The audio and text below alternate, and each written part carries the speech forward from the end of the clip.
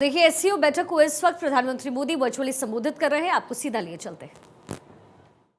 भारत ने इस दृष्टिकोण के साथ एससीओ में सहयोग के 5 नए स्तंभ बनाए हैं।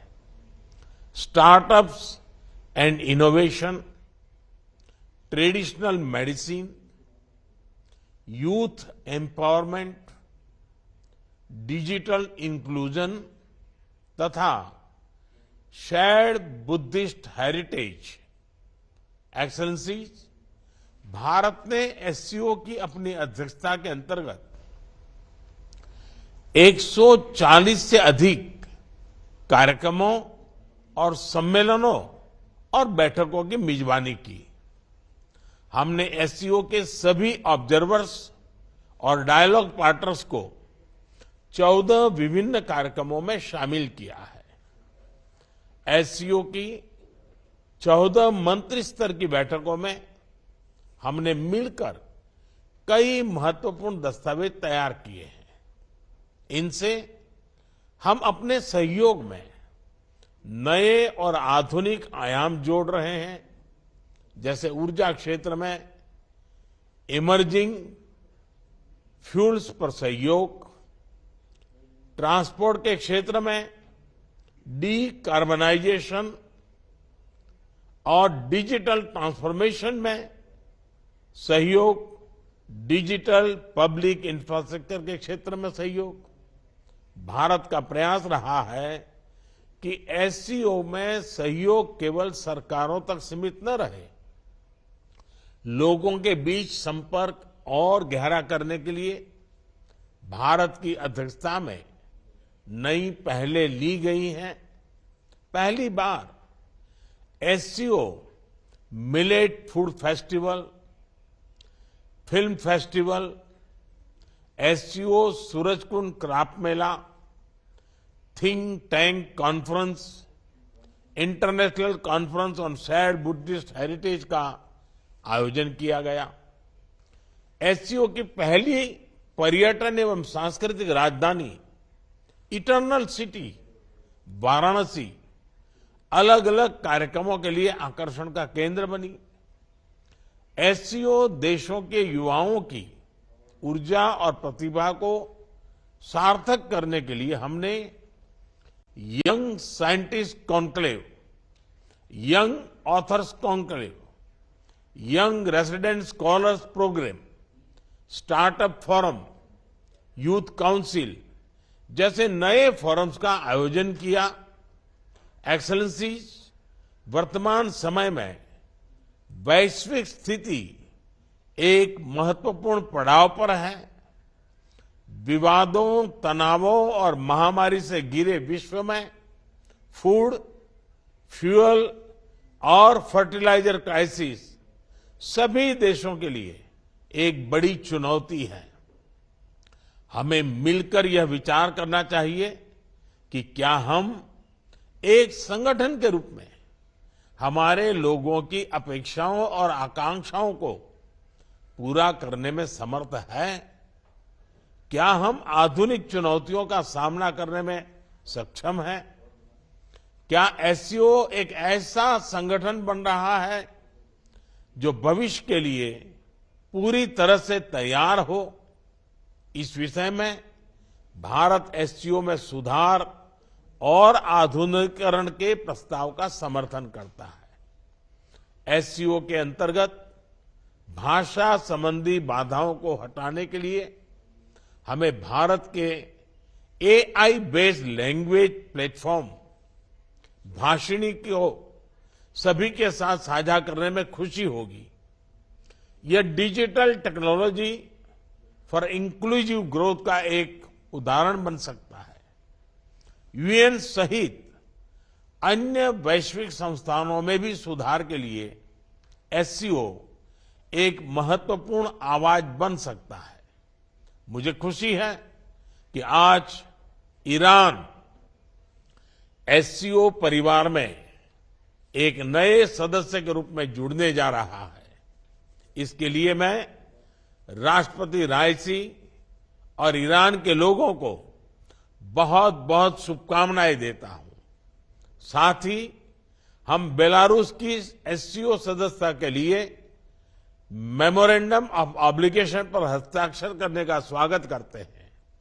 आज एससीओ से जुड़ने में अन्य देशों की रुचि इस ऑर्गेनाइजेशन के महत्व का प्रमाण है।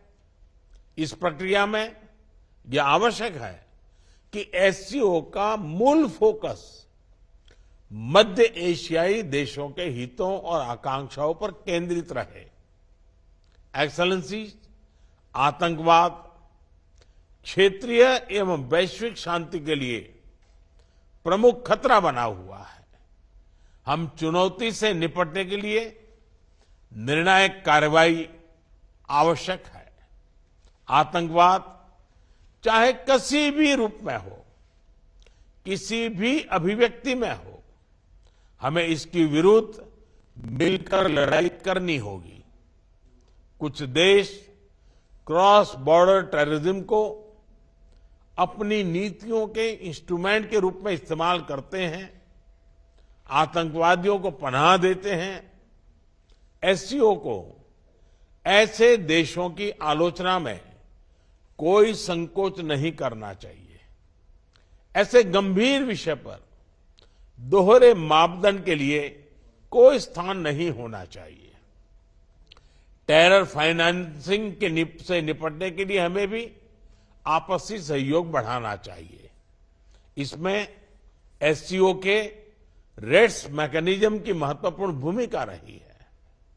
हमारे देशों के युवाओं के बीच रेडिकलाइजेशन के फैलावे को रोकने के लिए भी हमें और सक्रिय रूप से कदम उठाने चाहिए।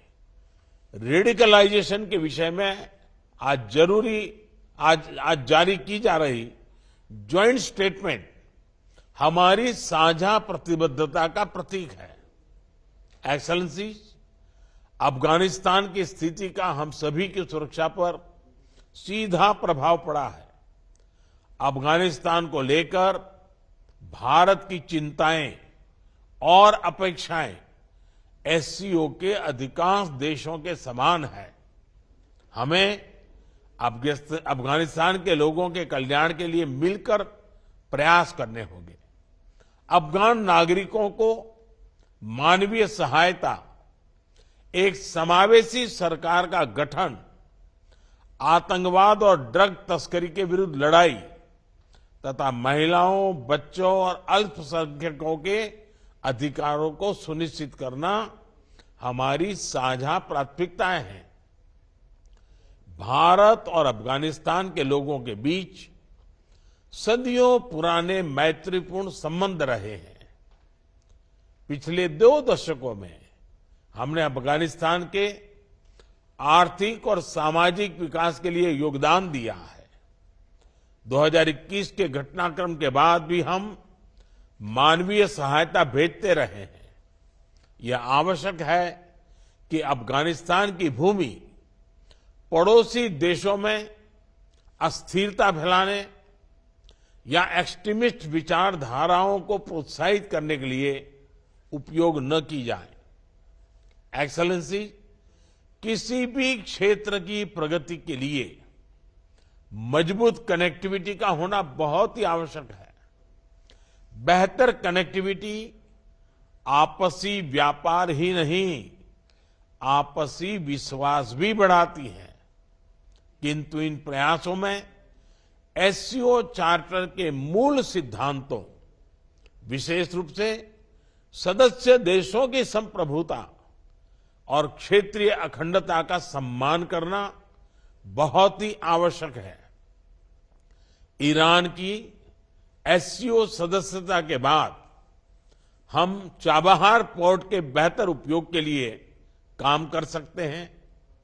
मध्य एशिया के लैंडलॉक्ड देशों के लिए international north south transport corridor Indian ocean तक पहुंचने का एक सुरक्षित और सुगम रास्ता बन सकता है। हमें इसका पूरा पोटेंशियल रियलाइज करना चाहिए। एक्सेलेंसी, एससीओ विश्व के 40% लोगों और वैश्विक अर्थव्यवस्था के लगभग 1/3 का प्रतिनिधित्व करता है और इस कारण यह हमारी साझा जिम्मेदारी है कि हम एक दूसरे की जरूरतों और संवेदनशीलताओं को समझें, बेहतर सहयोग तथा समन्वय के माध्यम से सभी चुनौतियों का समाधान करें और हमारे लोगों के कल्याण के लिए निरंतर प्रयास करें। भारत की अध्यक्षता को सफल बनाने में आप सबसे हमें निरंतर सहयोग मिला, इसके लिए मैं आप सभी का बहुत बहुत धन्यवाद देता हूं। मैं एससीओ के अगले अध्यक्ष कजाकिस्तान के राष्ट्रपति और मेरे मित्र प्रेसिडेंट तोकायेव को पूरे भारत की ओर से बहुत बहुत शुभकामनाएं देता हूं। एससीओ की सफलता के लिए भारत सभी के साथ मिलकर सक्रिय रूप से अपना योगदान देने के लिए प्रतिबद्ध है। बहुत बहुत धन्यवाद।